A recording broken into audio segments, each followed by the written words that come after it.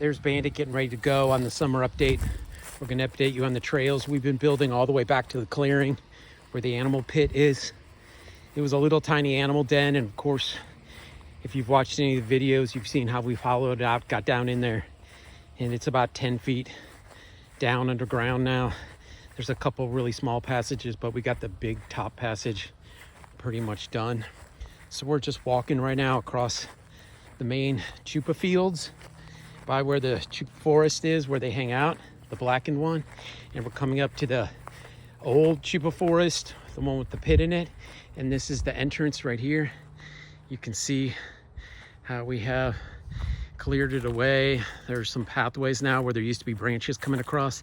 That pathway is completely open back there. And that's actually where the Chupa Grove is, that's actually where all the blackened trees are, where the Chupa live. And they come back here into the Chupa forest. So this is the main path into the Chupa forest, and you'll see what we've done. A lot of these were branches, you couldn't walk through here. The little fork right here was completely blocked off.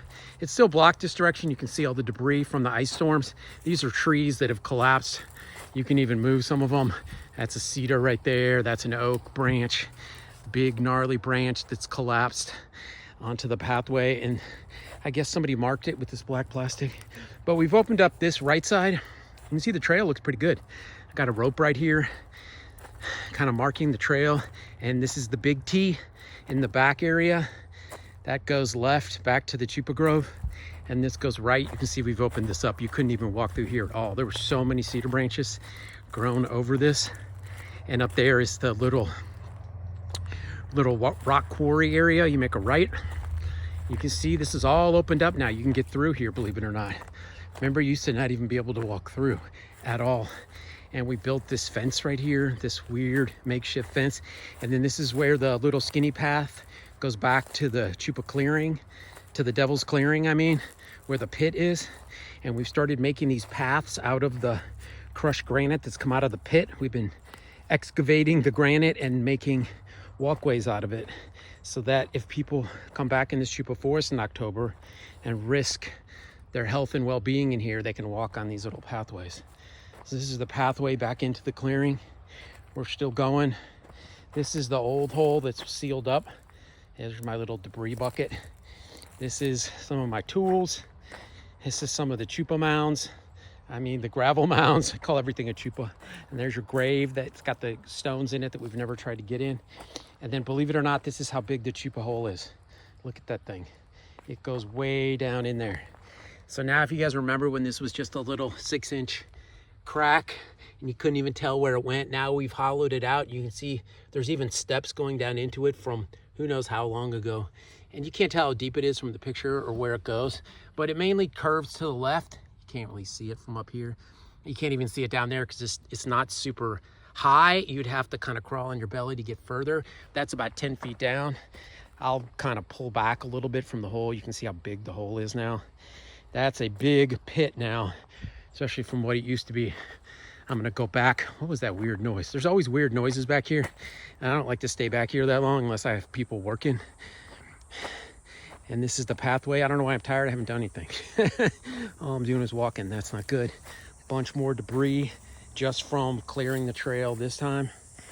This is going back by that weird fence that we built to keep people out from whatever that is back in there. Kind of keep people in one direction so people don't get lost. That's what we need. Getting lost or going down in that pit or getting chased by something, that would really be bad. So this is something I've always wondered about. This is one of the sacrificial stumps that have been blackened out. They've had weird fires or something built in them, almost like it's been used for some kind of cooking stove. Never figured that out. Here's one that never got burned, but you can see how gnarled and weird it is. Back on the track. Don't get lost and go that way. You got to remember to turn left through the narrow path. This is a good little path right here. I like this path. This kind of helps for finding out where we're going and not getting too lost in the woods. This is pretty good. You can see we put some of these handrails up, and now we're back into where kind of some of the deer hang out. We've built up some of these little rocks so people don't go into the woods and get lost. There's my favorite kind of cooking effigy, whatever that crazy thing is, from when there used to be people living in these woods or whatever was going on back in here. And we're getting back to the beginning. And that's kind of your midsummer, mid-July tour. Shows you the pit, shows you where we're going. Hopefully by October we have actually caverns down in there. You can see what's going on.